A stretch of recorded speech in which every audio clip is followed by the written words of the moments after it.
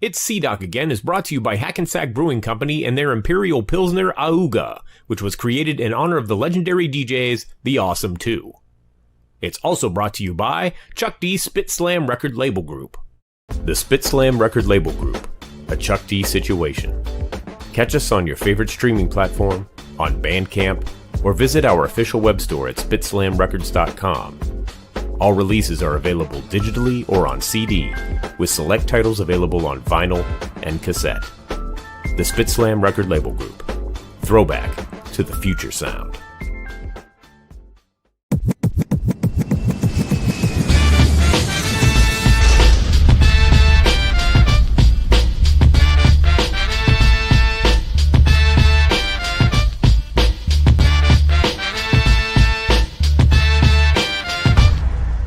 It's C-Doc again.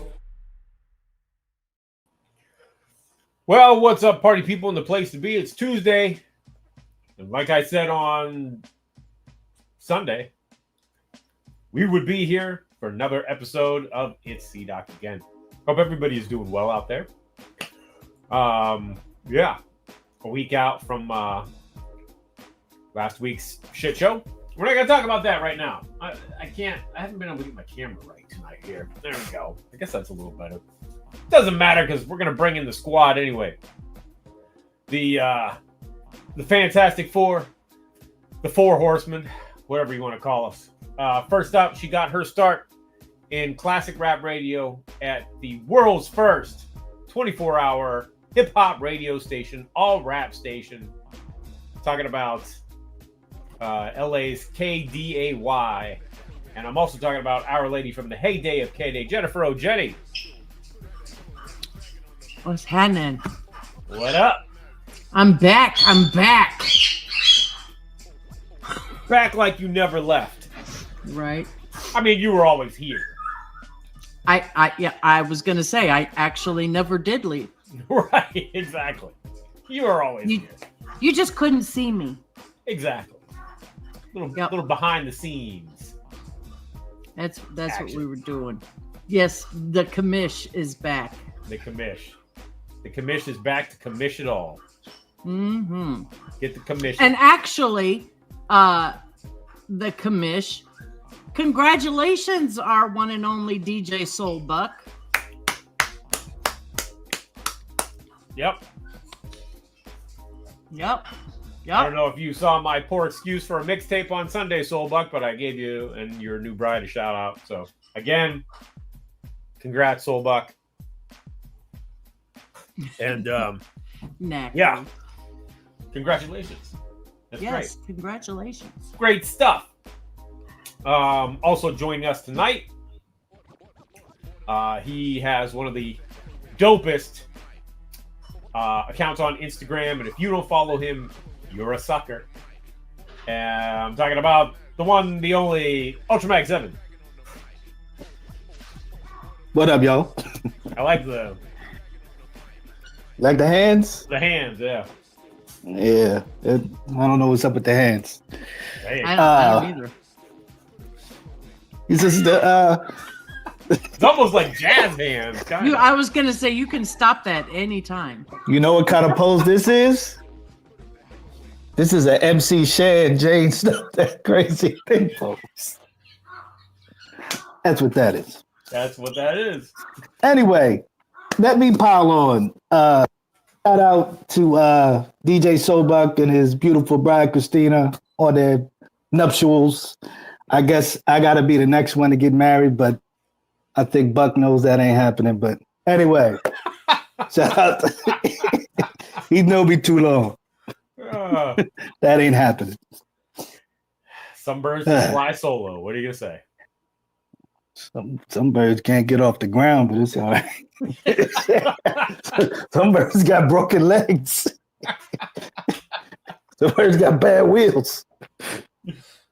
Okay. Anyway.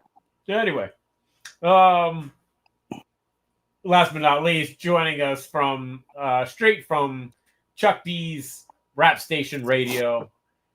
He is the man behind Hip Hop Gods for 475 years running strong. Ladies and gentlemen, please welcome Flatline. Hey! Older by the minute. Oh, you got the hands. Yeah. Got the hands. You got the Shan hands. The Shan Right. hands. Yes. Yes. Here we are. You, Face were to you face. sporting Soul Assassins? Is that I what was that gonna is? say, holy crap! Don't all talk at once. Reppin' Soul Assassins. Yep. Nice. Yep. Word up. Word up. Yes. Mhm. What's good, Flatline? I'm chilling. Congrats to Soul Buck. And I don't know if we have time, but I got this package in the mail, and it's addressed to Oh, Red. yeah. Yeah, I haven't opened it yet. Oh, really? So I thought we could do like an opening on the show, whether that be now or later, depending on what's happening. We're still waiting on. I say we're still crack waiting it on our open. guest. Do it now. Okay. So we can do that. Yeah. All right. Yeah. All right. Well, ladies and gentlemen, I got this package in the mail. It's not. There's some, not VMP. No, it's not VMP. Spit Slam, baby. That's right. Yeah. It's exciting. It's exciting. I don't even know what's in here. Oh, okay. But The detail on this. I was Great. bored. Oh.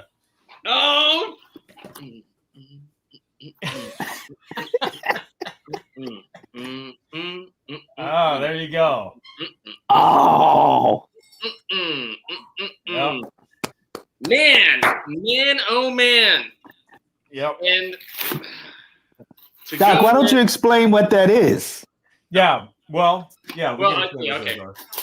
That's the Cypress Why Hill don't you London let him open the Symphony whole thing? Orchestra at Royal Albert Hall in London. What was that? July 10th, and this is the Yeah. official program, which is really dope.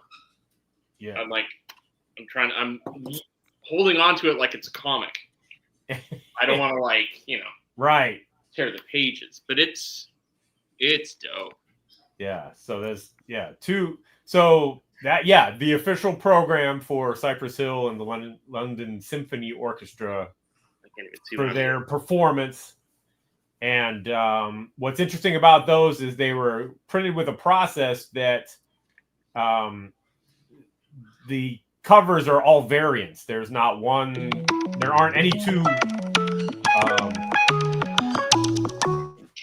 Okay. There aren't any two covers that are the same. So. Oh shit! Right. Yeah. Yeah. Check this out. Yeah. 1, 2. Yes. So dope. Yep. So there you go. Wow.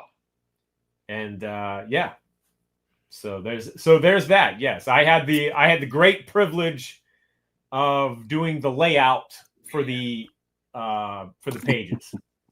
That's what I'm waiting for. Yes, This there is you go. so fucking dope, man. All right. Man. Yeah. Wow. So I did the layout. Shout out to Soren Baker who did the interview, and Chris Schwartz who helped facilitate getting that put together, and of course Cypress Hill. Oh, there's my wife. Hello, hon. The hand. Cypress Hill and the London Symphony Orchestra for actually making it happen. Oh, and shout out to The Simpsons for making it a gag 30 years ago, I think it was. Right. Yeah. The whole thing started from a gag on The Simpsons 30 years ago. Incredible. Yep. So. Whoa. Yo. But yo. Are you ready? Yo. Man. Look at that. Look, this is beautiful. To match New Schoolie D. the CD as well. Available now via the Spit Slam record label group. That's right. And Commercials. The cassettes should be out soon. However, not the green cassettes. The green cassettes are super, super rare. There's only a couple of those. What is happening here? I sent you a bunch of stuff that I was like, oh my gosh. And Ultra, I have a package. And Jennifer, I have a package for you too. But but I figured Jennifer, you're we'll get to that. But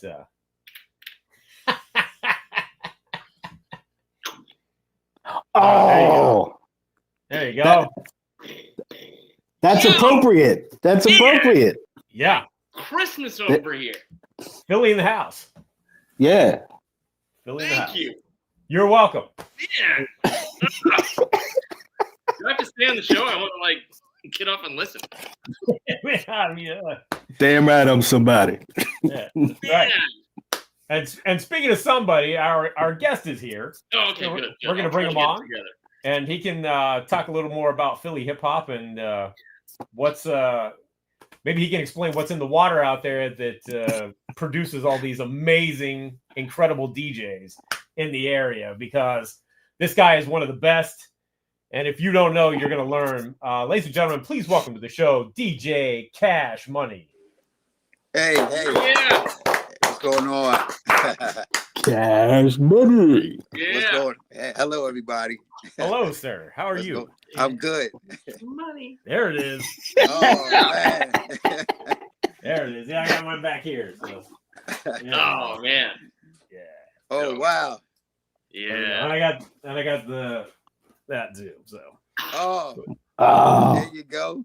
But we'll get into these. Yeah. yes. But first, Cash, thank you for joining us tonight. Oh, Soulbuck giving you a shout. Oh, salute. Yes. How are you, sir? How are you doing? I'm good. Hey, man. Hey, we got another day. We woke up. We got another chance at it, man. So Damn straight. that's the Damn way I live straight. my life, man. Word.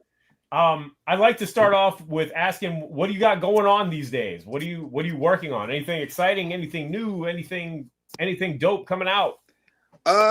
This summer was really a very busy summer because me and KRS-One had been touring all summer.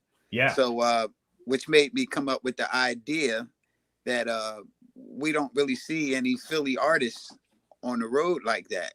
Right. So I got together on the phone, a conference call with Schoolie D, EST from 3 Times Dope, and me and my partner Marvelous are back together again. So we were like, hey, let's make the Philly hip hop legends show, and let's be kind of like a super group, kind of like the alumni.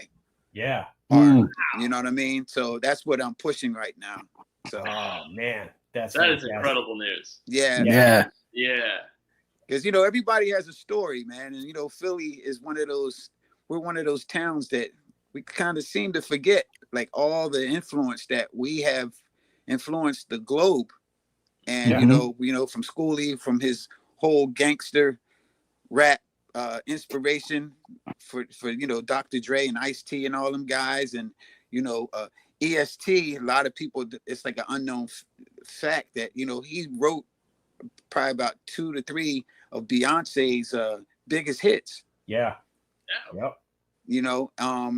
And then of course my legacy with my turntable legacy and the hit records that we had. So plus once we get more get a couple shows and get some traction under this, and I'll be able to bring in more groups like Tough Crew and like more of us. So Yeah. Dope. Great. Oh, that's great. Oh yeah. Good call, Vashon. Yeah. Shout out to rest in peace, Groove the Most. Yeah. Groove the Most, my guy. Yes. Yeah. Yep. Mhm. Hell yeah. So Cash, let's go. That's super exciting. I can't wait. I'm hoping you guys, I'm out in Pittsburgh, so we're just across the state. I'm hoping you guys come this way. Yeah. Yeah. Oh, hey man, all we need is just the connection of the promoters or who's doing what up there, and we'll see if we can make it work. Yeah. That's dope, man. Fantastic. Okay, so yes. But so let's go back now. Mhm. Let's go back and talk about when you first. Do you remember the first record you heard? What got you into music? Well, what got me into music was a James Brown record that my mom and dad were playing. Okay. And then I got into the Jackson 5 as a young kid. So back then every little kid wanted to be the Jackson 5. Right. So from singing and dancing. And then as far as my love for hip hop, it was our block parties that we used to have when I was a kid. And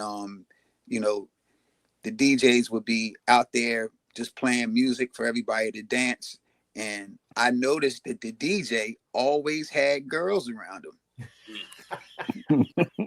Like he had like all the women.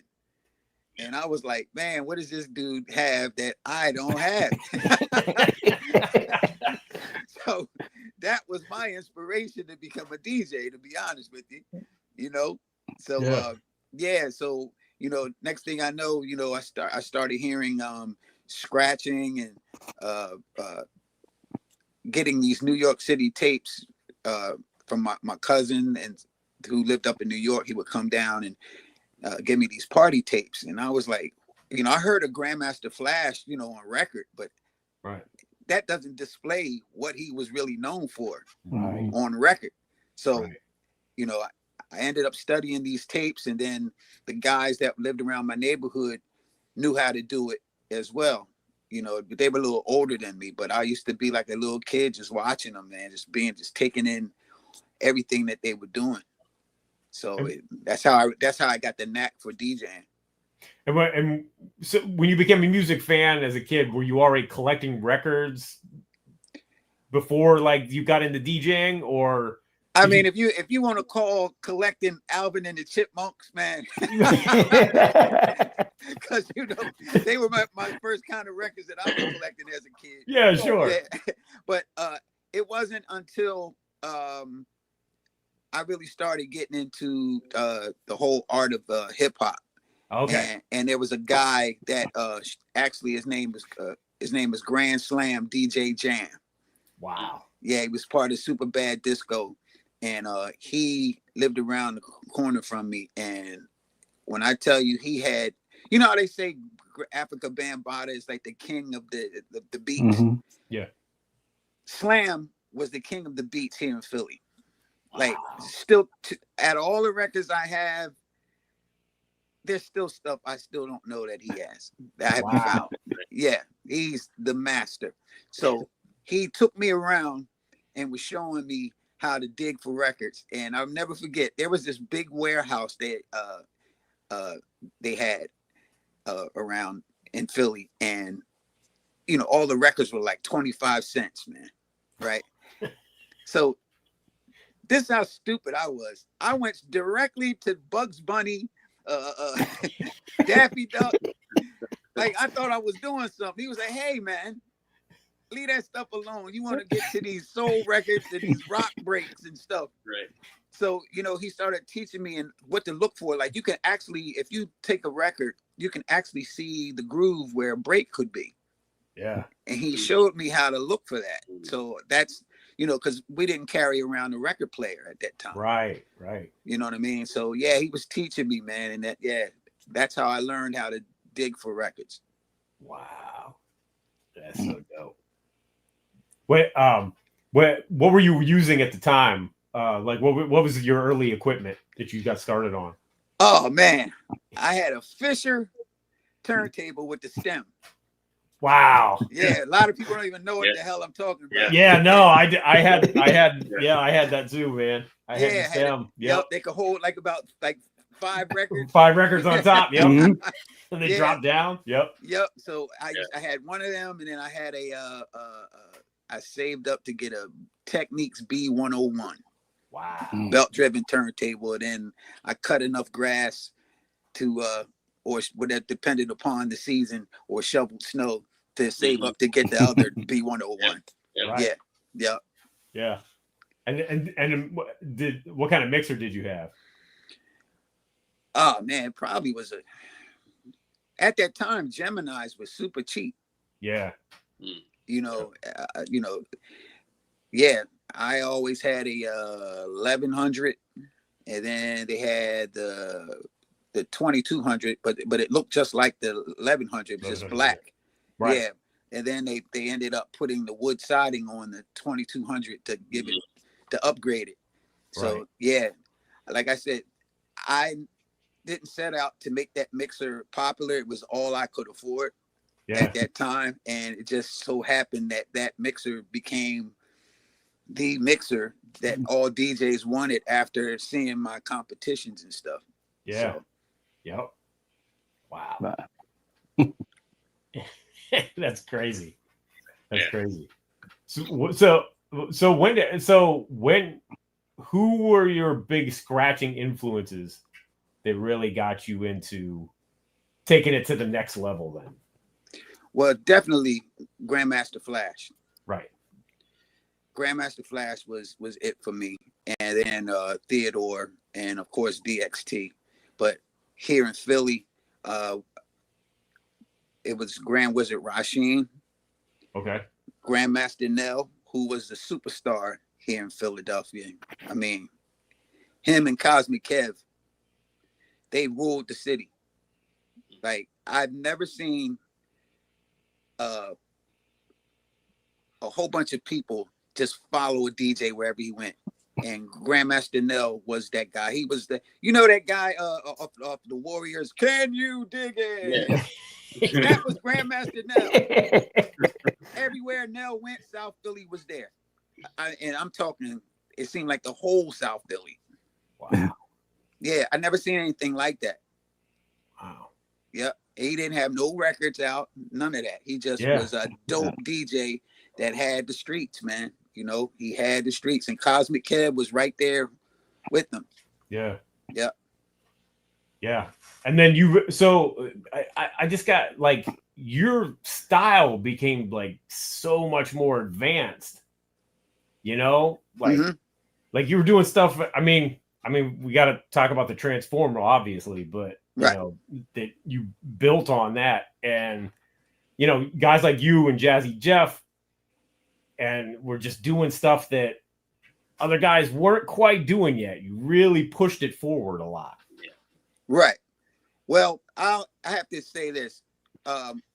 Back when I was learning how to DJ, I also was part of a dance group called the Franchise Dancers, which Grand Wizard Rasheen was in the group. Okay. Like, he actually made our clothes. He was a tailor. Oh wow. Yeah, he didn't go to school for it or anything. He just figured it out, man. So yeah. So he would make our clothes for us, plus he would make our tapes for us to dance to. So yeah. But I used to go over his house and just like he'd have a setup on his porch, and I would just be there, and he would have me practice. We'll be going back and forth and everything. So he was showing me how to like, most DJs were just like scratching, just going jigga jigga jigga jigga jigga jigga, Right. like that. Yeah. But he had this thing called a rhythm scratch where he go good times, like that. Yeah. So he was teaching me how to do that, plus be faster and try to do tricks, but do tricks the same way you would do, like as if you had your hand on the record. Like if you used your elbows or your head and spinning around and stuff. Right. So I used to just I took what he showed me and I used to practice every day. And then I used to hear these tapes from these edits from the Latin Rascals. Mm-hmm. Yeah, they used to do I think it was Shannon, Give Me Tonight, or Let the Music Play. Right. But they used to do these edits. You would go, let the music play, like all these like drags and stuff. Yeah. I said, let me try to do that with my hands. So that's how the drag scratch started. Yeah. Yeah. So that's when I knew I was on to something. So I continued on building upon, the drag scratches and doing all these different types of things on turntables, but keeping it danceable though. Right. You know. Yeah, because your guys' stuff was always in the pocket. Yeah, well, like I said, I was a dancer, so right. My friends used to always call me the human metronome. You know what I'm saying? So everything's got to be on beat. Because, you know, because at the end of the day, when we were doing those parties, I know the scratching and all that was good, but you had to keep the dance floor packed. Oh, yeah. Yeah. You know, you had to play records. You had to do these things because, once again, we were after the women. You're right. Yeah. Yeah. So Exactly. And when you couldn't keep on beat and you started doing that, it's time garbage. That's when all of the no, actually the women loved it because it was different. I couldn't stand it. You couldn't stand it. I could not. If the minute I heard it's time, okay, you know what? No. see, but you know, it's an acquired taste. I'll say that. You know. Oh my God, no, I could. Yeah. Oh, But another thing is too, because I hear a lot of people say that, you know, it depends on what DJ is doing it. Have you ever been to one of my parties? I'm afraid to tell you how I know you. Uh-oh. Whoa! Let's go, Jennifer. What's going on here? No. I'm afraid to tell you that I'm from KDAY, 1580 KDAY. Okay. In LA. In LA, yeah. Home of, dare I say it, Joe Cooley. Joe Cooley, that's my brother. Mm-hmm. Yeah. Uh-huh. Yeah. Right. That's how I know you. Okay. Because I can't tell you how many times your name came up over Joe Cooley. Right. Mm-hmm. Yeah. So I totally get you. There were DJs that could, you know, back when you, Joe Cooley, Bobcat, Battle Cat, all the cats, all of those people were a big thing. Right. Ralph M, blah, blah, blah, blah, blah. I can go on forever. Some of them could get it, but then some of them got a little too, right. And it would start to, it's like, no, really? Can we not? It was time. It was time. Yeah. Yeah, it was definitely time. Instead of it saying it was time. Yeah, and you know, there were some that could do it and some that not so much. But I think it had to do with all of the tricks and crap that they were trying to do. Yeah, but you got to be tasteful with it. Like I said, at the end of the day, it's a party. And exactly. Like, you know, when we did it, it was like a special thing. Yeah. But it was a highlight of the night, you know. But there, in no way, shape, or form should cutting up its time go on for 5 minutes. Right. No. Yeah, she didn't hear Philly style. That's the difference. That's what I was saying. That's why I asked you, what DJs have you heard? You've probably never been to my event. Oh, so but no, we can go back to Jazzy Jeff. Okay. You know, Jeff is freaking amazing. Right. But I grew up around all of these guys, you know, Pooh, Bobcat, Gray, all of those guys, you know, DJs. There were just some that they shouldn't do it. You, on the other hand, that's a different story. Well, I thank you for that. In a room all by yourself. Absolutely. And you know, just like Jeff. Yeah. But yeah, there were just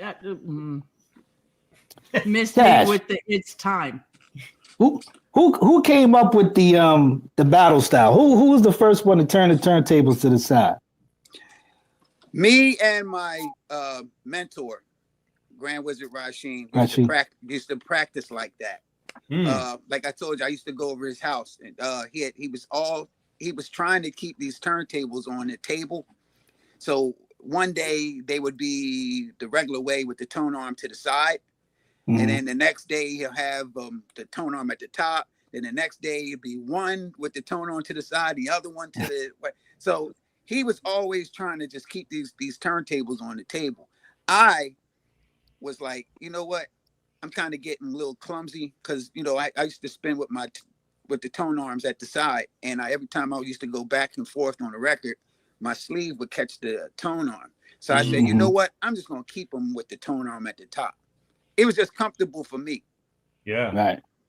I never knew this would be the way. If I would have known that, I would have had a patent on this thing. Right. Like so, after I started, when I first started doing shows up in like even Philly, I don't understand why they call it Philly style, because nobody in Philly was spinning that way. All Philly DJs spun with two turntables on one side in the mixer, whether left or right. Yeah. Right. I was the only one doing that because I was the one doing the parties. Rasheen didn't do any parties, so nobody could possibly see him. Right.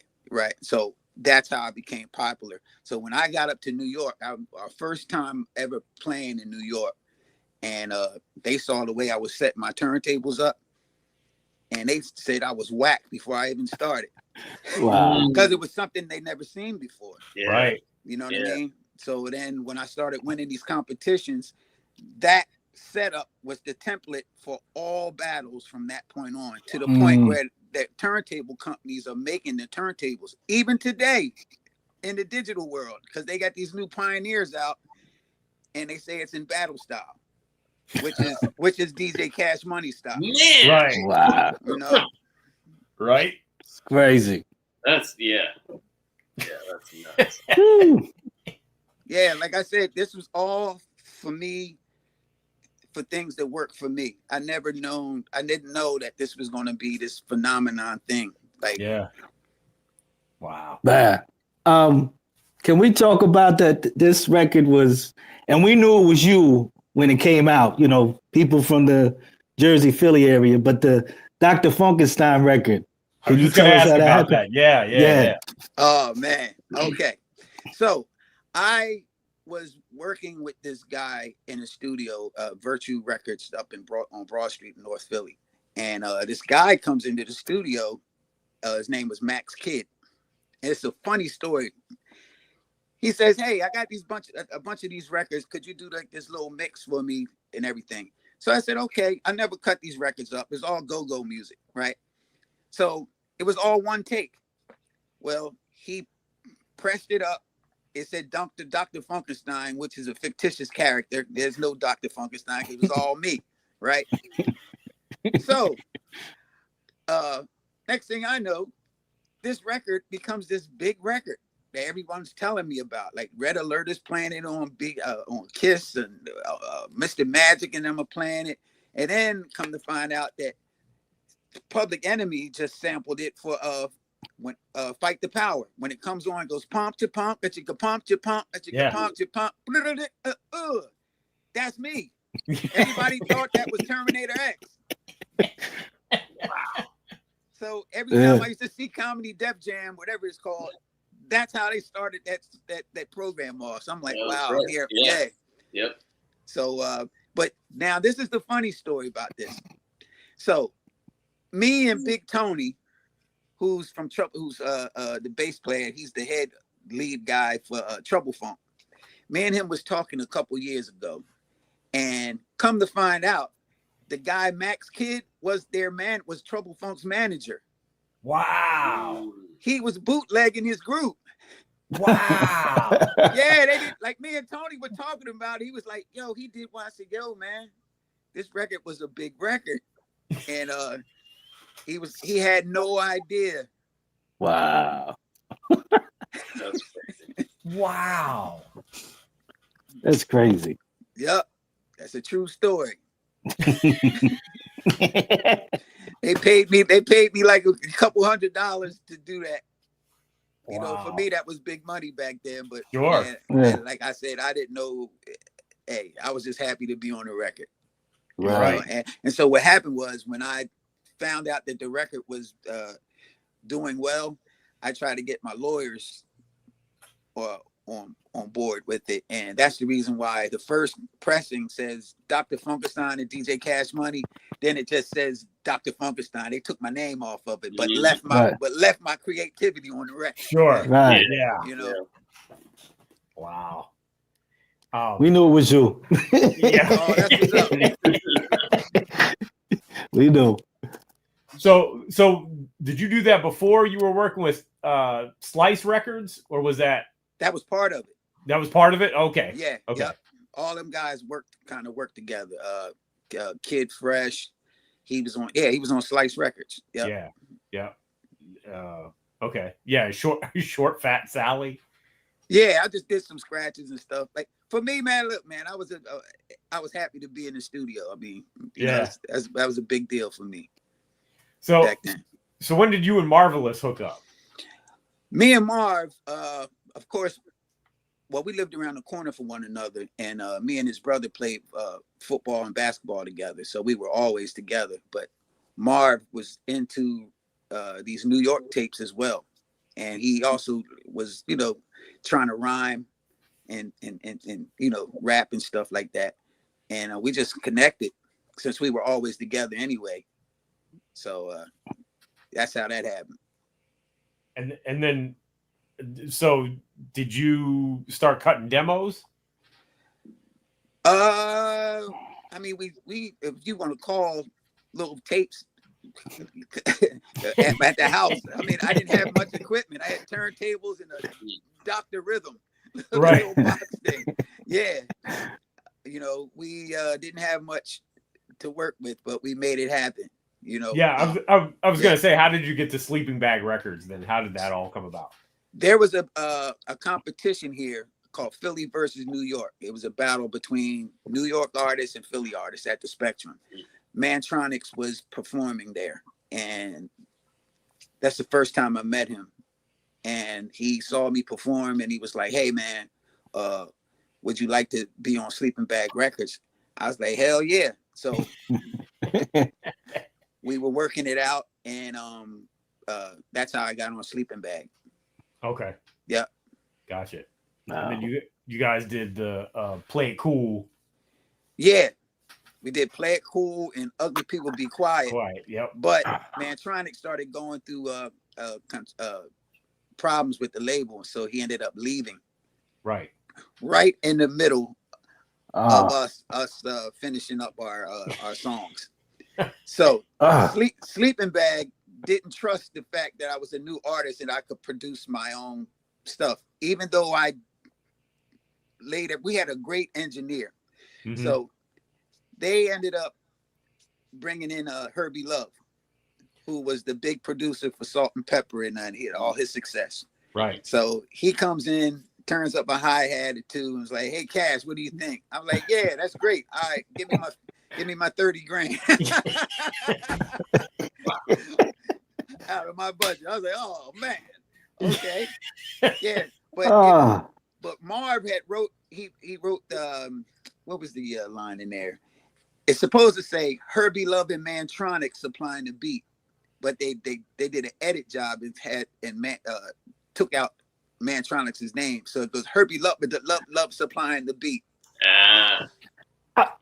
I'm glad you said that, because when you hear it, it's Mantronics. You know that's a Mantronics beat. That ain't no Herbie. That's not. That ain't Herbie. No. That ain't Herbie. No. Yeah. He just, like I said, he got in there and pretty much EQ'd the thing and got out of there. Wow. Yeah. I'm glad I always wondered, like, when you heard that, you'd be like, "That's Mantronic. That ain't." Oh, you cleared up some stuff right there. Yep. That's crazy. So was it tough to get, since Mantronics left and Herb came in, was it tough getting the record done, the album done? No, because the single came out and it took off. Right. It didn't sound like nothing. Yeah. That was out at that time. Yep. And the fact that I just won these DJ competitions, that even catapulted everything even further. Yeah. You know, so yeah. So then the album came, and that's the reason why I had all my awards on there. display all my championships. So I guess we should talk about that. Mm-hmm. Yeah, yeah. Well, but can you talk about like preparing for that?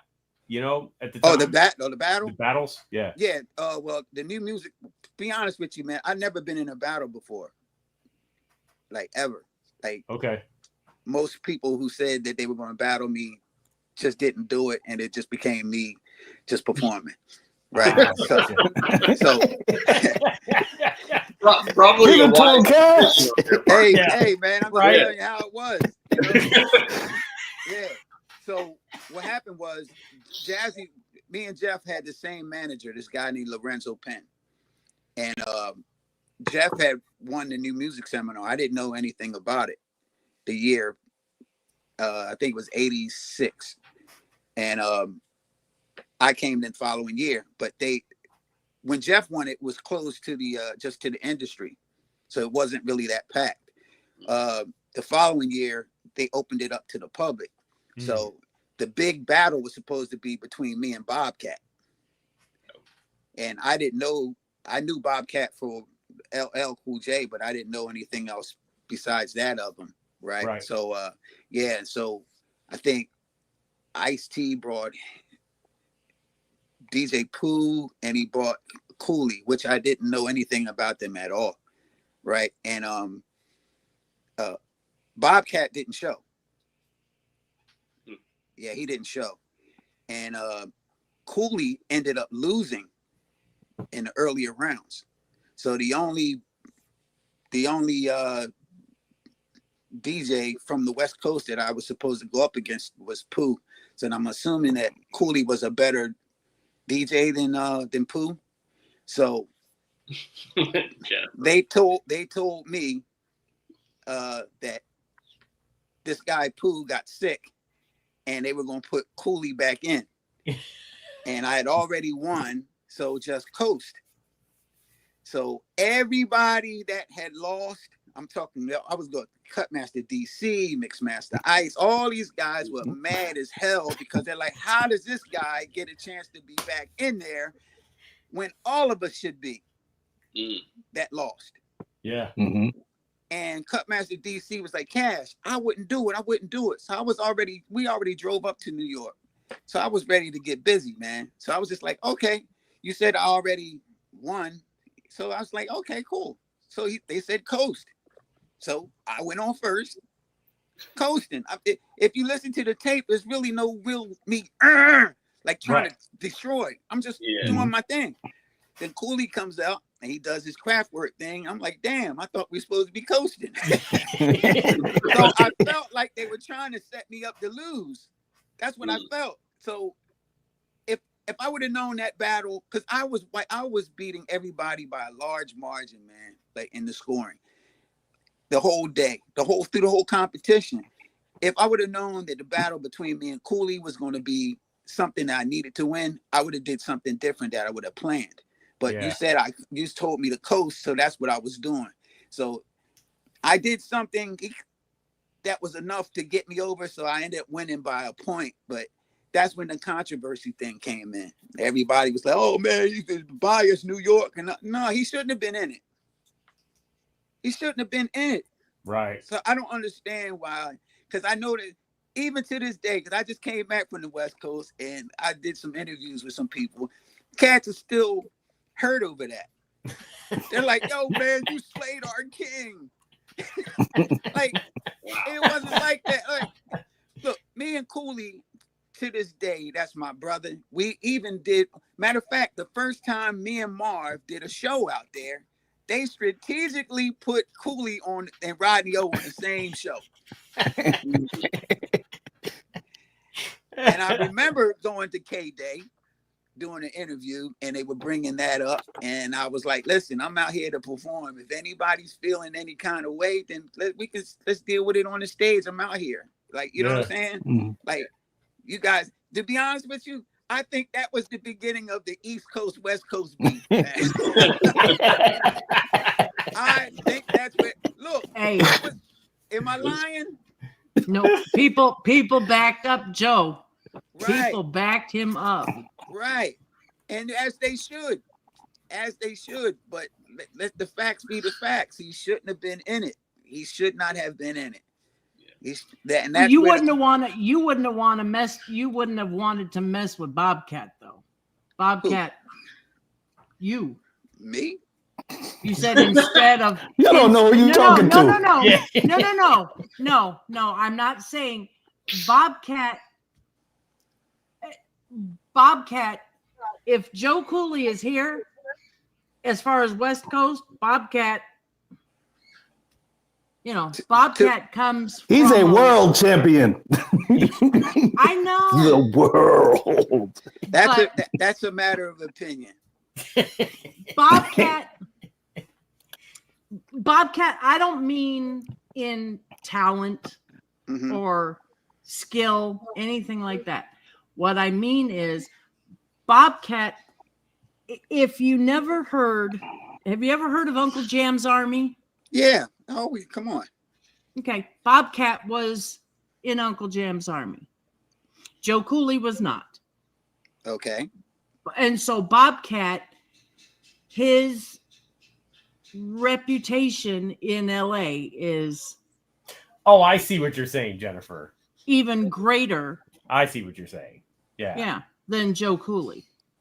Okay. So he was a better DJ than Cooley. That's what you're saying? He was just longer lived. Okay. Yeah. He was Well, around. He way had before the bigger Cooley. reputation. That's all. He had the come on. bigger reputation. Yeah. Bobcat was killing it with LL Cool J. That's where we all knew of him. Yeah. Well, you go exactly, Vashon. Bobcat is a monster. Mhm. And what most people don't know or pay any attention to was Go Cut Creator by LL Cool J. That wasn't Cut Creator. That was Bobcat. Oh, we all knew that. Yeah. A lot of people didn't. Wow. Yeah. That was Bobcat. Bobcat was a monster. Like I said, I would have loved to I was there for whatever for that battle. And I was after taking the crown. And but they had told me beforehand, I was like, hey, that's who you're gonna go up against. That was gonna be the big battle. That was like Bobcat. the draw. Yeah. I didn't know anything about Cooley or Pooh at that time, but like I said, Bobcat never showed. So I never had a chance to see his greatness, Part of that is That's far. Bobcat's in the witness protection program. He never. Oh, wow. Oh, wow. Okay. He doesn't show up for anything. He doesn't return phone calls. He doesn't. Wow. Yeah. Yeah. Yeah. Well, I tell you one thing. I'm a big fan of his work. I never met him. I never had a chance to meet him, but I'm definitely a big fan of his work. Same thing with Cooley. Like even after the whole battle thing, like we actually did shows together, and my brother for life. I've gained a lifetime brother. And I told last time I spoke to Cooley, I said, hey man, we gave the world something that they'd never seen before. It's probably one of the baddest. It's the template to all battles of today. Yeah. It's the battle between me and him. And, I thanked him for that. And, it's nothing but love and respect, The crazy thing is, how many years ago was that? And it's still talked about. 87. Yeah, because Questlove just tagged me in something 2 days ago? And he was like, Cash Money, something. I was like, hey, man, great memories. This is when skilled DJs truly mattered. Mm-hmm. And see, that's the thing that is missing out of the world is the art of the skilled DJ. Yep. And that's what's missing. And I think the kids today, like, come on, how many people tell me that I gave them something to do, or they'll be probably in jail, knocking somebody in the head, robbing somebody. Yeah. You know what I mean? Right. Like it gave people something to do. And I think that's what's missing out of these kids' lives. I also think that you're 100% right, but there's also back then was a time when the DJ was an extremely important part of the group. Yeah. Absolutely. Now they're completely kind of looked over. Yeah, because it started with that instant replay machine. Mm. When that machine came into play, the rappers didn't need us anymore. And then there was a big void for a long time about what, where is the DJ out? And then the guys like the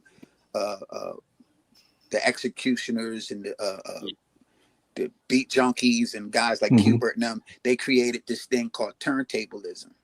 Yeah. And that was their movement. And I didn't even know I was even part of that movement until they told me.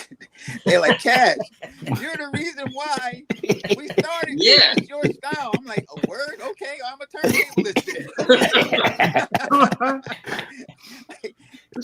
I never used that word in my life. I use it now. There you go. It's a thing though. I think it's more of an what you do, what Jeff did, what even Joe Cooley did, Bobcat, all of those guys. That's an art. Absolutely. There's a skill to that. Absolutely. It's not just, hitting a button. What do they call those people?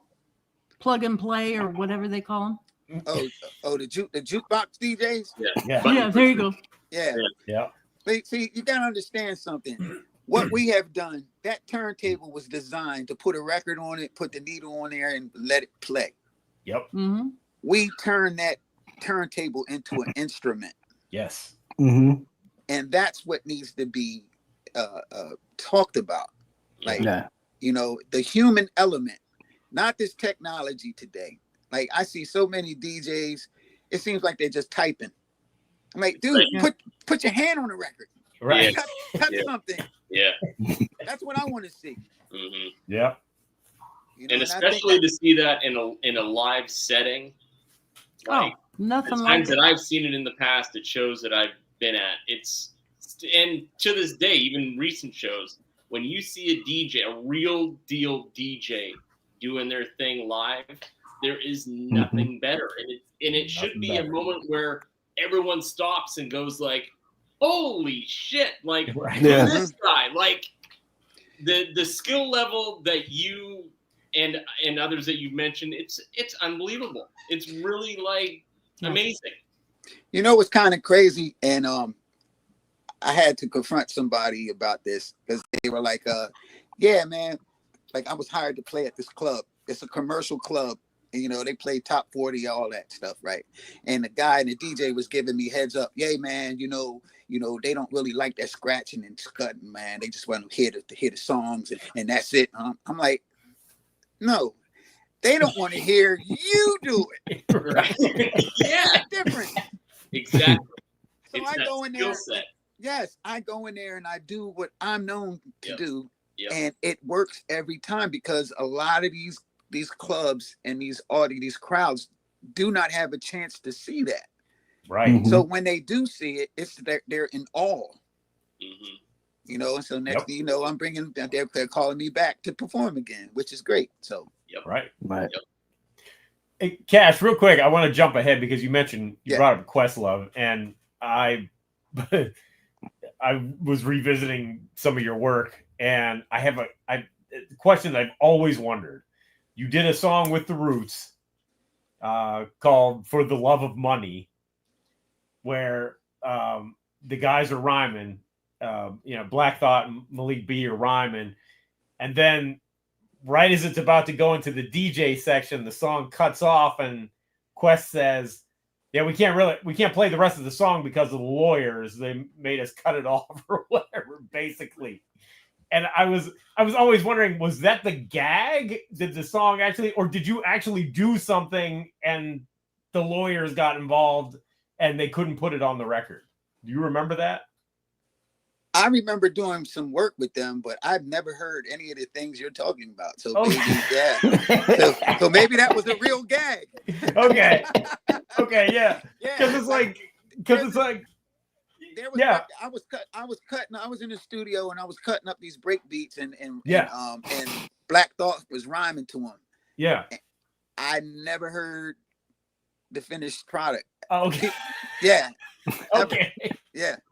Yeah, because like he finishes rhyme and he's like, and he like sets you up. He's like, Cash Money, and it's like, and it sounds like you're about to go into a routine, and then the song just cuts off, and then Questlove says, due to he has this really complicated thing that he says, due to the corporate greed and the lawyer interference, we are unable to let you hear the amazing talents of Cash Money, but and we have to leave you with this, and then it just ends.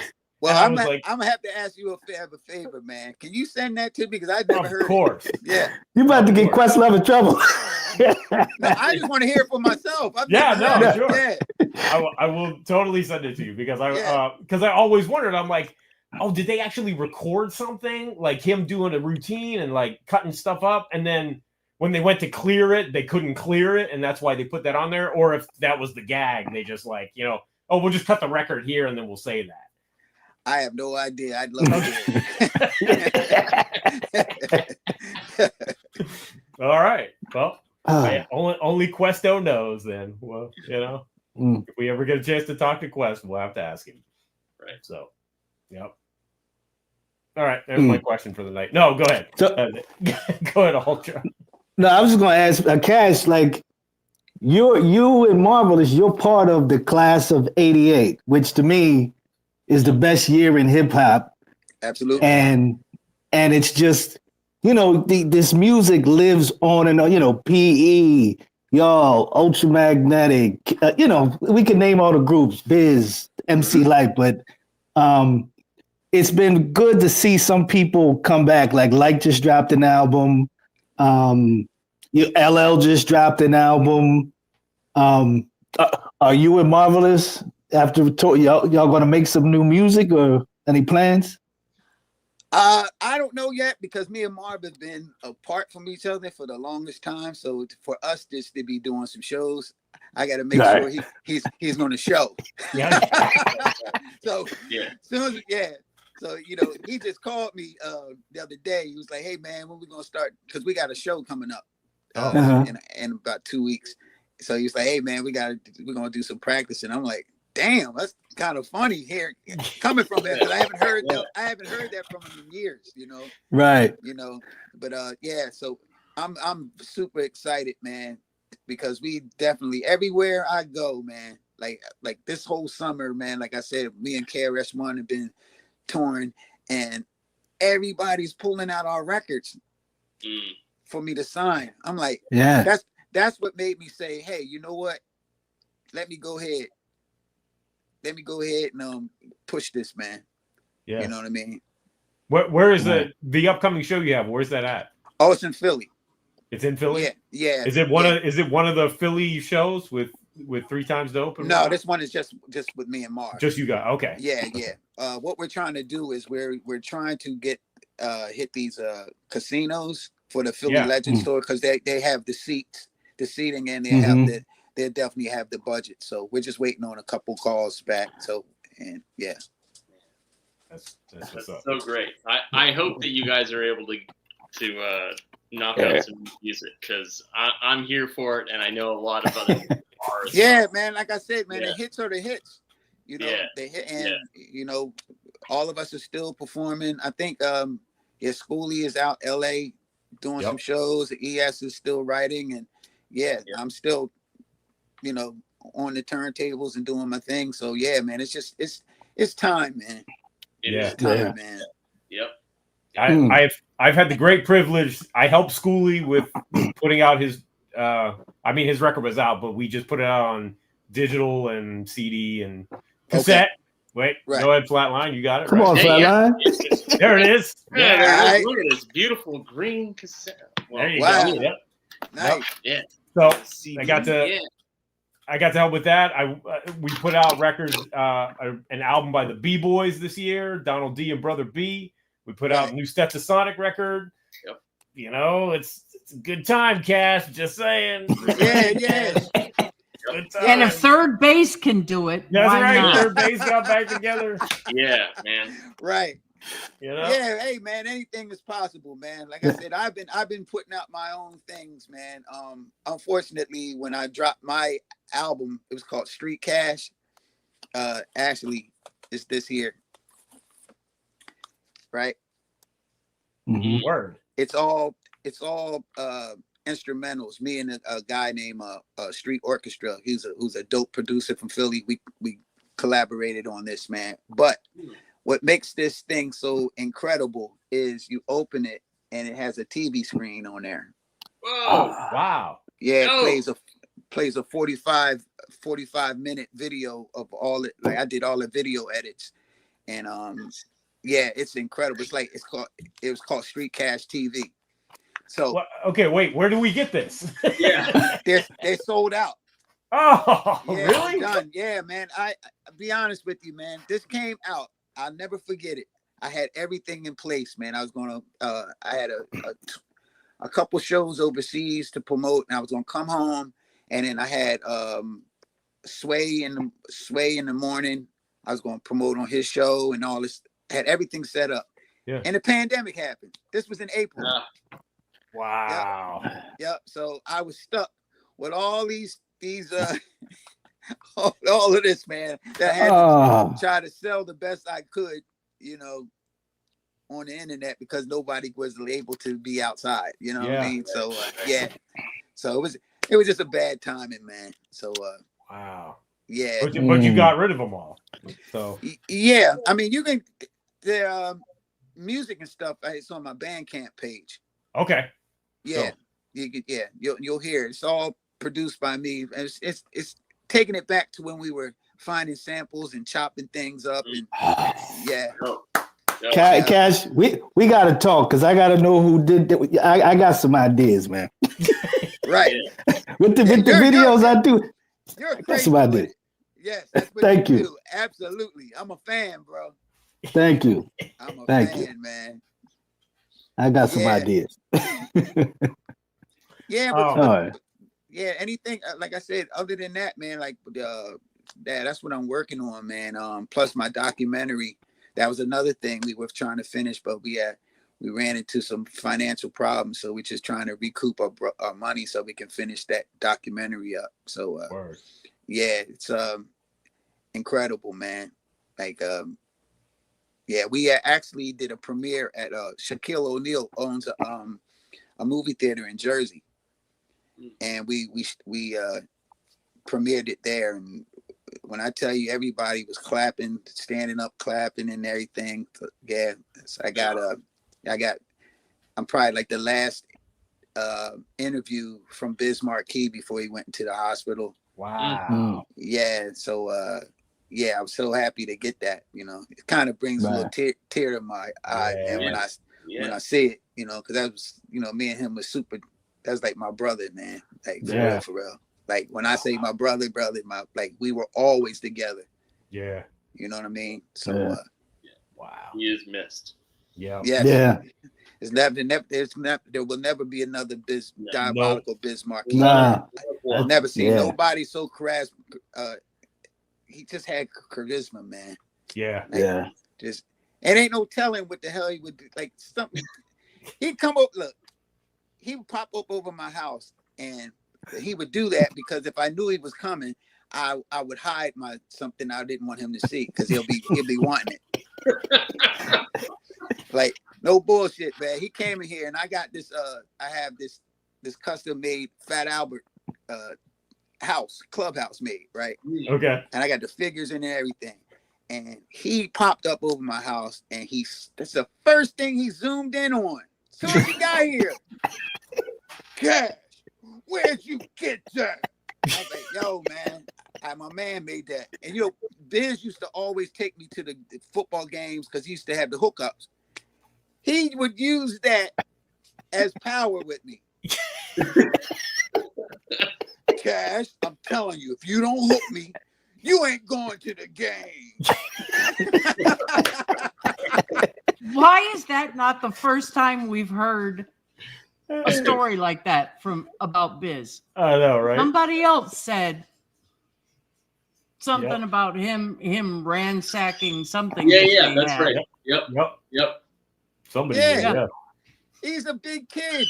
Yep. Yeah. Like a big. I mean, I'm a kid too, but he's a bigger kid than me. So I'm up here trying to call my friend who made this for me, and he's not calling me back. And he was like, Cash, I'm telling you, you either hook me or you ain't going to the game. That's so Oh. funny. Yeah. Oh man. Yeah. Last time he was over here, that's what he zoomed in on. It's crazy. Wow. You guys, but okay, so you guys had Where's the Party at in '88, and then what happened?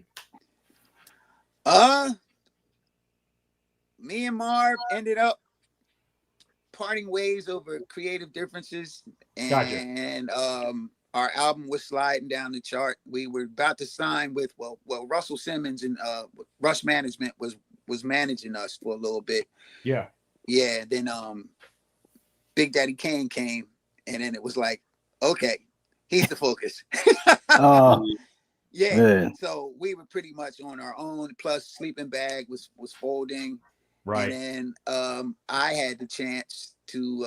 I was trying to do production, but I couldn't. Yeah, Biz was trying to help me out as well. It was just like he was like, Cash, it's too difficult. You know, everybody wanted to be a producer. Like even the A&Rs were producers, so they would never give your tracks to the artist. Right. You know what I mean? So I was like getting frustrated, and then the opportunity came for me to do some scratches for PM Dawn. Right. So my good friend of mine named DJ Clash was working for G Street Records, which PM Dawn was on, that label. And he was like, hey, Cash, they would like to want you to do some scratches, but you have to fly to the UK to do it. I was like, well, man, what's the check looking like, man? What's the check? The check was looking good. I'm like, I'm out. I'm out. Right? Get over there, man. First of all, I thought that those dudes were weird. You know what I mean? Because, you know, I'm judging them by their videos. Right. Right. You know, because, you know, me, I'm hardcore. I'm, you know, KRS-One, you know what I mean? So I get over there, and dude, we hit it off, man. And I didn't know that they was from Jersey. Yeah. Like their father was one of the original members of Kool and the Gang, which was like blew my mind. Yeah. So I'm like, I'm hearing how these guys are talking. I'm like, oh man, where are you from? He was like, man, we from Jersey City. I'm like, what? Dude, we hit it off. So, you know, and Prince B was a big record collector, and I'm a big record collector. So we were always together. Yeah. So next thing I know, they were like, hey man, would you like to be part of the group? I was like, hell yeah. I'm just not wearing no dashiki though. Right. You know what I mean? I ain't gonna be doing that. I ain't wearing no beads either, bro. Right? So, man, we just hit it off, man. And let me tell you, man, I never knew what pop success was until being with those guys, man. Wow. Like we're on tour with Lenny Kravitz, Peter Gabriel, Ziggy Marley, Paul McCartney. Wow. Yes, Paul McCartney. We were doing spot dates with Paul McCartney, and no bullshit, he was just amazed. Like, because PM Dawn, they would give me a chance to get off. Yeah. Cash, show them why you DJ Cash Money, and so I'll get off.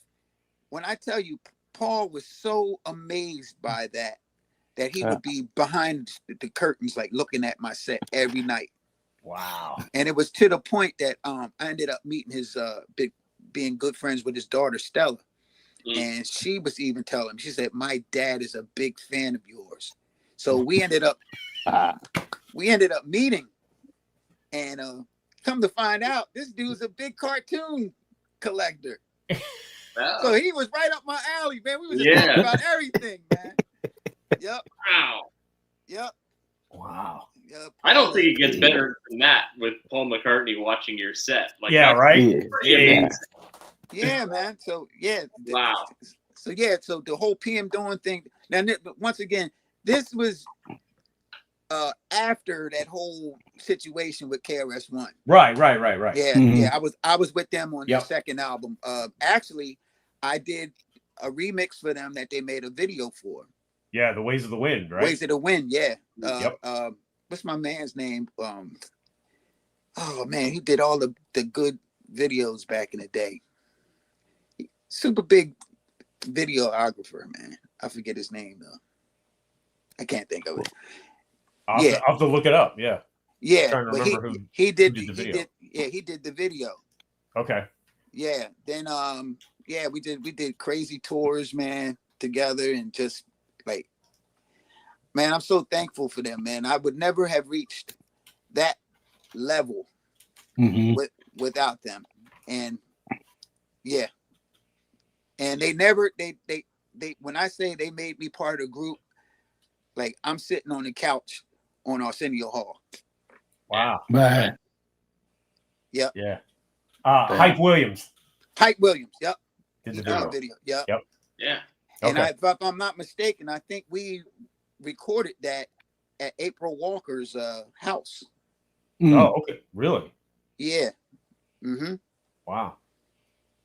Yeah, that those guys after the KRS incident, you know, their hip hop cred, their serious hip hop cred, you know, was kind of like on the downslide. And a lot of people, I think, slept on that second record.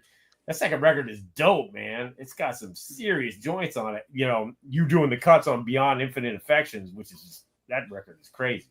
Right. You know? So like I said, you know, it's just people's ignorance, man. You know, they couldn't accept it. But you know what's crazy? Everybody would die for a PM Dawn song right now. Oh, yeah. Absolutely. Serious. You know what I mean? So, Right. I mean, like, yeah, Prince B, I learned so much about writing and stacking vocals and things of that nature, just being in the studio with this guy, man. Like, Yeah. He's a genius to me. Yeah. You know, like Mantronics was. Mantronics was a genius to me. Yep. You know what? Okay, so one other thing I want to ask you about before we wrap up here, because I had never heard it and I just kind of stumbled upon it over the weekend, is you had done a remix, an EPMD remix. Yeah, never seen before. Yeah. What? Yeah. It was a promo thing. Is that what it was? Yeah, it was a promo. Yeah. Bro, it's ridiculous. Yeah, man, I did a lot of production, man. It seems like all my production ended up somewhere. Like like I did the thing for Q-Tip and Busta Rhymes, which started out on my mixtape. And then they ended up using it for that movie Rhyme and Reason. Yeah. And then it's called Wild Hot.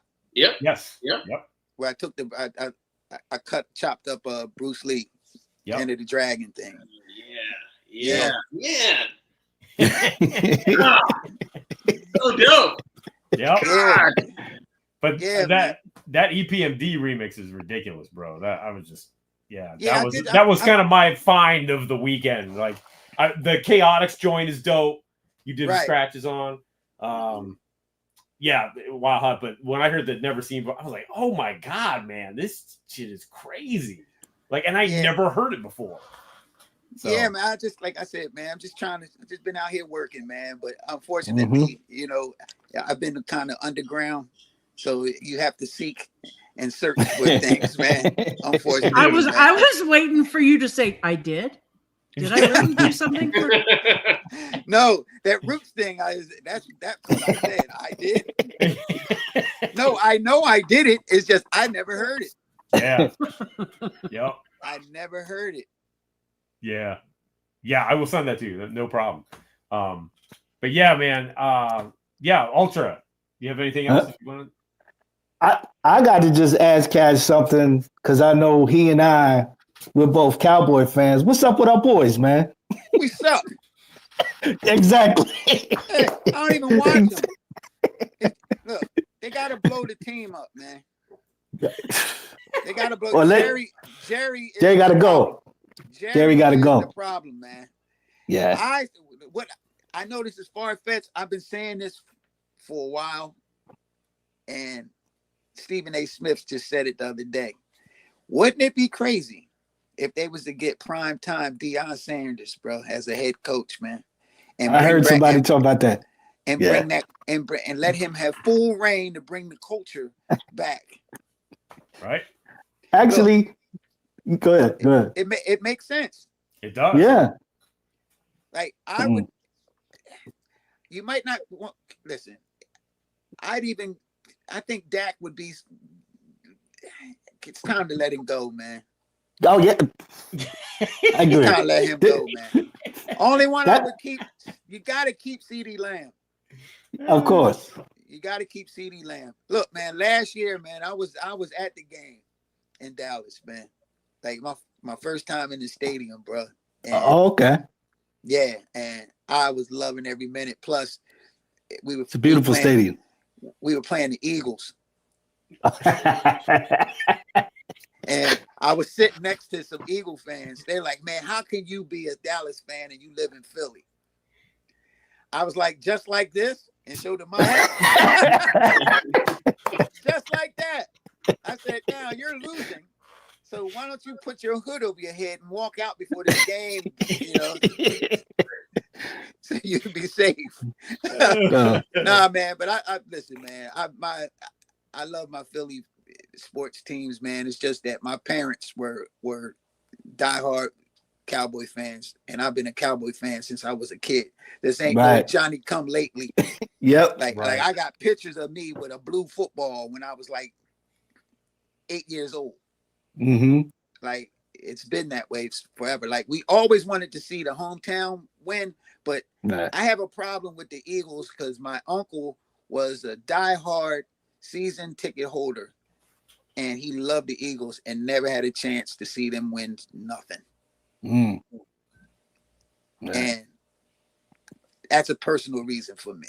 Yeah. And I love it. And when I tell you he was a diehard Eagle, like one time he almost had a heart attack at the stadium. They had to take him to the hospital. He was yelling so much and frustrated. Oh my God. Like he really goes there with it. I'm like, wow. So, yeah. Hey, do you still have your records? Absolutely. Okay. Believe it or not, we've talked to some DJs that have like, I kind of got rid of some of my records and stuff. But. I don't know if you know who you're talking to. I am a historian, bro. I figured as much. But I had to ask. 8 tracks. So, I have 100 boom boxes. So wow. Why wouldn't I have my records? Yeah. Yeah, dead serious. I have 100 boom boxes. Yeah, I don't know if you guys saw that interview I did with Cool B. I saw it. When was it, last week? Yeah. One of the most historical interviews, man. Not just because I was on there, but it's the education. Melba Moore came in there. Rasheed Wallace and Fly Tie came in there and was telling the story about how they got Roxanne Shante signed to Pop Art. Right. So that interview turned out greater than what we set out for it to be. You know what I mean? So plus I started dropping a lot of things and showing some things from my collection that I don't normally show. So yeah. Maybe we can do that on part 2 when you come back. Right? Yeah. I don't know. I'm trying to think of something I can grab right fast. That show them that Cerrone on 8-track. Oh no, that's put up somewhere. Okay. Yeah. I got about 1,500 sealed 8 tracks. Sealed? Yeah. I don't mess with nothing but sealed. Yeah, wow. I got the most incredible albums like Baby Huey on 8-track. Wow. Stark Reality, Hoagie Carmichael Stark Reality. Oh, I got every James Brown album, every Mike Jackson 5, every Prince, every Meters, all the break beats. I think that's what I was showing. Yeah. Just the break some of the breakbeat cases. Okay, wait. Okay, so wait. Here you go. There's something right here. It's gonna blow your mind. Okay. This is how deep I am. Look at that. Wow. That's a comic book? No, it's a tour book. Oh, damn. Yo. Yeah, but check Oh this my out. God. And it's the other one. Ah, And it's signed. it sure is. Yep. Oh, I just did a show at Parks Casino with George Clinton. I opened up for him, and I had my ticket stubs from 1978 that my mom took me to see him. And when I showed him that, he was like, "Oh my gosh! Oh my god!" Like, I'm like, "Whoa, man!" Yeah. So anything I needed signed, he gave me a shout out, everything, man. Shout out to Uncle George, Uncle man. George, man, one of the greatest, bro. One of the greatest. I've had the great honor and privilege of working with Uncle George. So Yep. Yeah. That was something that I had pulled out. I was going to show Cool V, but we never got around to it. So that was just sitting here, man. But yeah, this thing right here, bro, it's 1979. Wow. That is amazing. Yeah.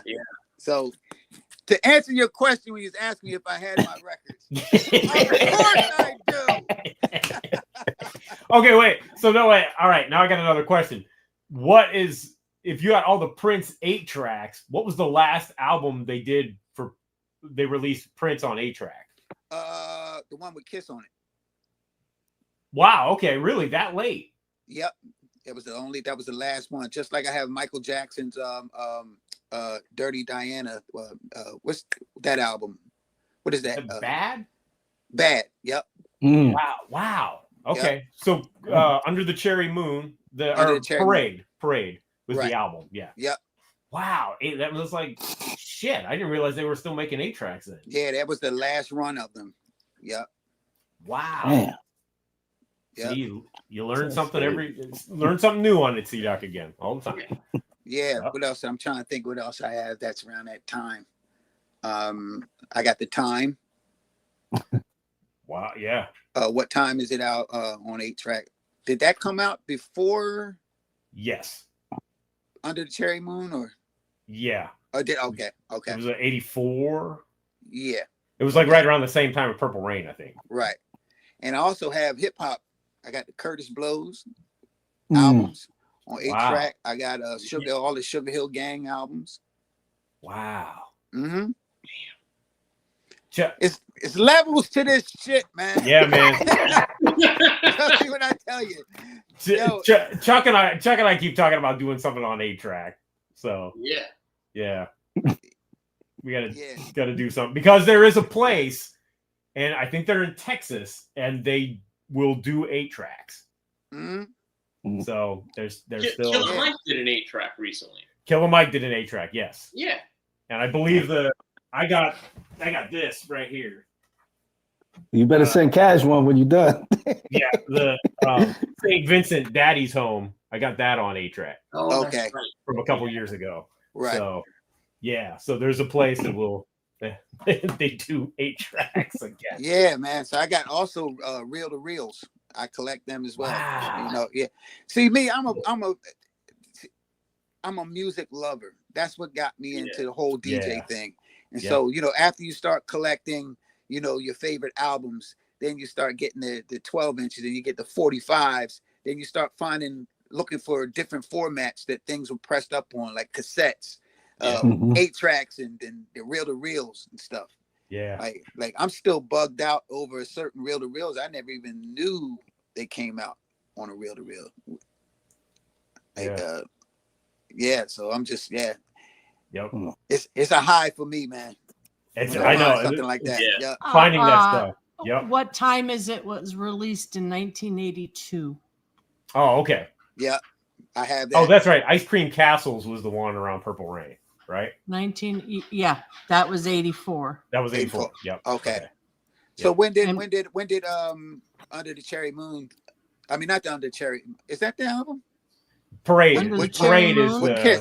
Parade. Yeah, with Kiss. That's 86. Jennifer? Give me a second here. I think because Purple Rain was 84. Around the World in a Day was 85. Parade would be the album. The movie was Under the Cherry Moon. So I think it was 86. And then Sign of Times was 87. 86 was Parade. Parade. So, Wow. so yeah, that's crazy. They were still making 8-tracks. Yep. Yeah. I definitely have it. That's We know. that's dope. That's so dope, man. Wow. Super cool. Yeah, Yeah, this so is super random, but do you have any mini discs in your collection? Oh wow. No. I mean, Okay. I only have the my own mini disc. Yeah. I didn't know that they came out with mini disc Yeah, albums like on mini disc. The one They in did. particular that I'm looking for is Cypress Hill 3, Temples of Boom. I've Oh, always wow. wanted that on mini disc, and it's super rare. But they did do it. They did like Lauryn Hill's album came out on mini disc. Mhm. There's a couple others, but yeah, they're super rare. Yeah. Yeah, Yeah. the only because I have a mini disc player Yeah, I got 3. on my motorcycle. Oh, okay. Yeah. Yeah, Yep. that's dope. Yep. I make my own little tapes Yeah. and stuff. And Oh. record them. Yeah, Yep. I still got all my mixes that I did on mini disc, and yeah, it was a great format. It just It never was. caught on. Yeah. Yeah, I remember being in Best Buy once, and they were selling mini discs, and I think they Yeah. had like Rage Against the Machine's first album. oh yeah. Like I remember seeing that, I think, and Tower Records had a section, but it was like Oh. tiny. Right. Tower Records in Philly, when you went downstairs where the cassettes were and stuff, the hip hop section, they had a little stack in the corner, but there wasn't that many. It was short lived. Right. yeah. Yeah, Wow. yeah. Yeah. All right. What? So okay. So real quick on the reel to reels, what do you have? What do you have of reel to reel wise?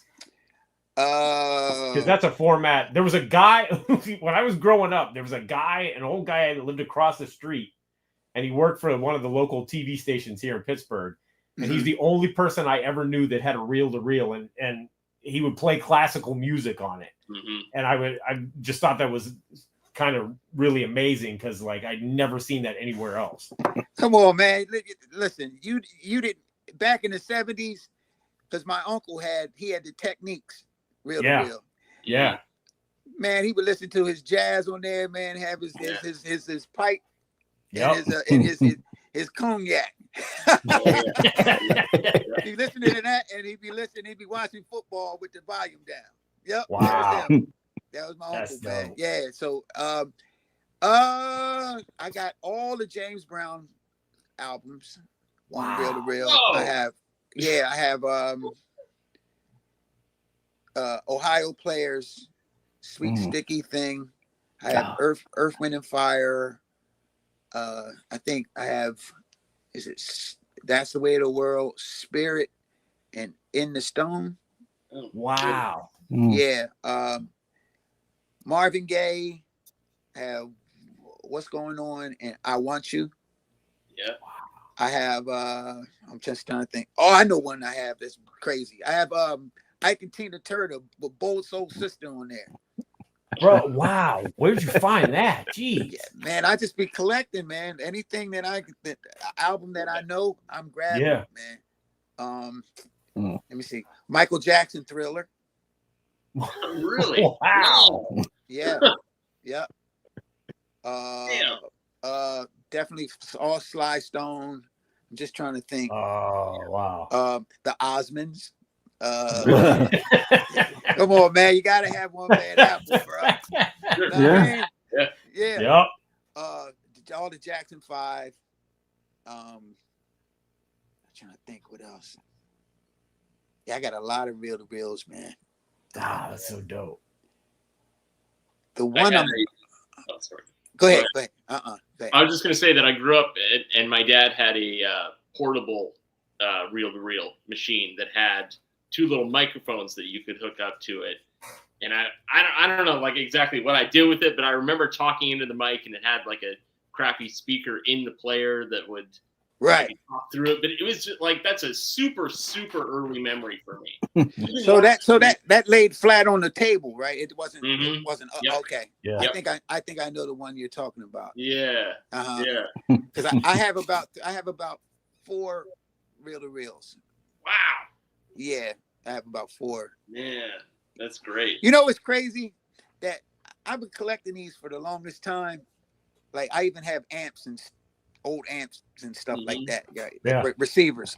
Yeah. And it's crazy how now the big thing is hi-fi houses. Like these, they use them for decor. Yeah. Mhm. You know what I mean? Yep. So it's just amazing, man. Yeah. Yep. Really is. Well, Cash, thank you so much for joining us tonight. This is such an enjoyable episode. Yes, sir. Thanks. Thank For, you, Greatest guest ever. yeah. Thank you, man. Oh man, thank you, man. Yeah. Hey, Thank- and if anybody disputes that, tell them to read my hat. Yeah. Oh man. Hey, anytime you want to come back, please, you know. Yeah. Hey yeah. man, you guys keep doing what you're doing, and please, man, like I said, we need all we need everybody to keep pushing, man, because we're just trying to get this tour rolling, man. Yes. And it's all about word of mouth, because unfortunately a lot of these promoters and booking agents, they don't know music. Mhm. And they don't know the culture. And that's where I'm finding the difficulty is coming from them, because they didn't live the culture. You keep booking the same artist because you see them working all the time. Yeah. So Mhm. your job as an agent is to push something that maybe somebody would like, that that they don't see. Yeah. You know, I try to give them the analogy of a hit record. A hit record was a no-name record before a DJ took a chance and played it. Yep. Right. Take a chance, man. Yeah. Mhm. You know, we have all the hits, man. So the Philly hip hop legend show, man, is what I'm pushing right now, man. So I'm looking forward to it. Fantastic. Yeah. Fantastic, bro. Well, thank you again, everybody. DJ Cash Money. Yeah. Yeah. Oh, one other thing. Make sure you Yeah. guys check me out on Twitch, man, because I always seem to be forgetting this, man. Yeah. And my manager always tells me, make sure you push your Twitch thing. DJ Cash Money TV on Twitch. I have 3 shows up there that I try to be there every week when I can. The Tuesday from 3 to 5, Friday from 6:30 to 8:30, and Sunday from 2 to 3. Plus, my website is www.therealdjcashmoney.com. And of course, you're on Instagram, right? Yes. Yep. Okay. There you go. All right. Thank you, Cash. All right. Thank you, sir. guys. Peace. Thank you, sir. All right. Peace. Peace. There we go. Woo. Man. Education. Education. Education. I'm a certified legend. Like, Yes. come on. Yep. Just one of the best to ever do it. Just Come on. one of the. Yep. Yeah. That was great. Great stuff. Don't get upset, Flatline. No, I'm not. I'm good. But man, that was a great conversation. I just feel very lucky and fortunate to be here doing it. Yes. Yep. Yeah. Pioneer legend. I said it. It is what it is. There it is. And seriously, like that was maybe one of the greatest. That was great. Incredibly entertaining. Yeah. Man, I tell you what, we've been having so much fun on this show lately. Yeah. You know? Yeah. The guests have been great. And it's all because Jennifer wasn't here. Now she's back.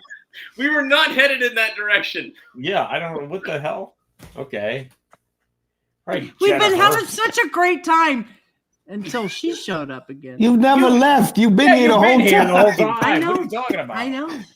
What are you talking about?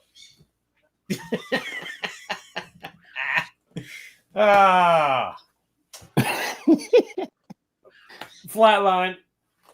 Yep. I know you have you had a new show to this evening. And what a show it was. He did.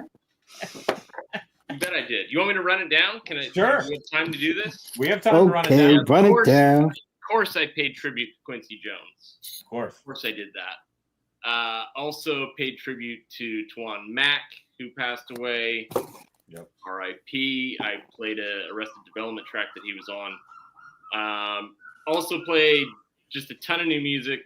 Gangstar, Jazzy D and KD, Craig G, Psycho Les, Cool G Rap and L Scratch, Czarface, Brother Ali, El Gant and Shiesty featuring Ill Bill, D-Wise from the Bums, Big Noid and Mr. Sweet, Busta Rhymes, and the brand new exclusive C-Doc remix of the new ADOR track, Catch the Wave.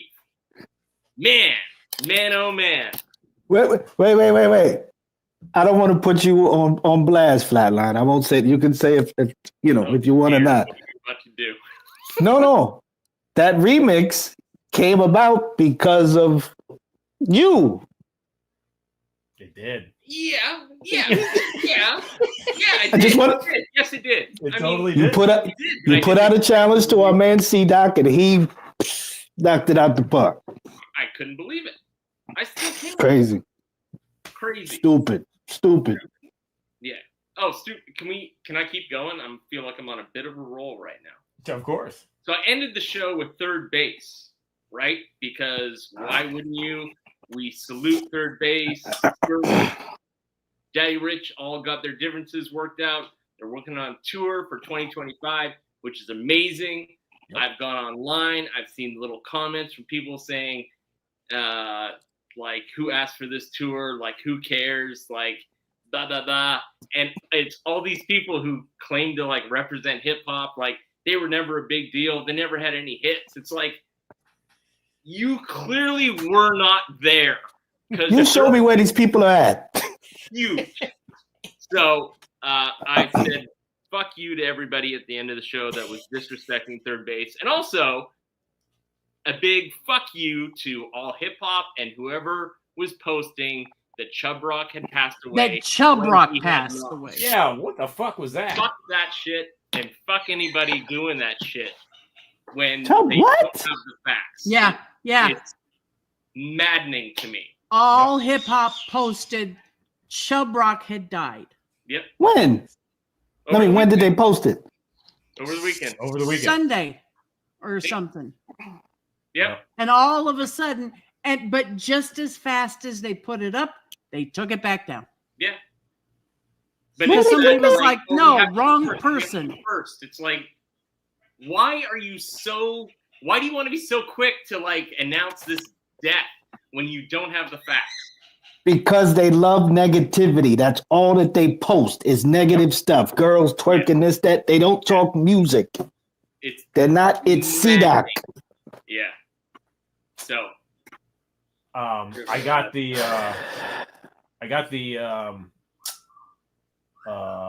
all hip hop newsletter today. Oh, did you? Yeah. Diddy granted bond hearing, but government expected to protest. That's hip hop. 6ix9ine sent back to jail over probation violations. Can't we just put him in a hole under the jail? I'm so sick of who is he anyway. Here's the important hip hop news for today. Lizzo reacts to Antonio Brown trolling her. What? What does she have to do with? Exactly. Listen, this is the problem I have with a lot of this stuff is these people, it's like hip hop is now the new tabloid. Like all they care is about this sensationalism and they don't talk about the music. They don't talk about that third base thing should have been ran all week. That's what they should be talking about. Yep. Is that. Exactly. Third base is just stupid. Fresh. Right. Hey, MC Shirt started following me. I was like, I was jumping. He started following me. Yeah. It's a big deal. Hey, they just started following each other. It's a super big deal. They just blocked each other on Instagram. Did you see that video today? And they showed them following each other? Yes, I did see that. Yeah. That was hilarious. Sitting next to one another doing Yeah. Yeah. Like third base is officially back together. when they We can unblock unblock each each other on other. Instagram. That's hilarious. Yeah. That's funny. I Well, mean, it's such a great thing that they can work out whatever issues. Like Yep. you have to applaud that, because there's plenty of groups that have broken up, and then someone has passed on, and they're they can't. no chance Right. of anything happening. Yep. So the fact that they can do that, and that we're gonna get a tour next year, that's huge. Yes. Yep.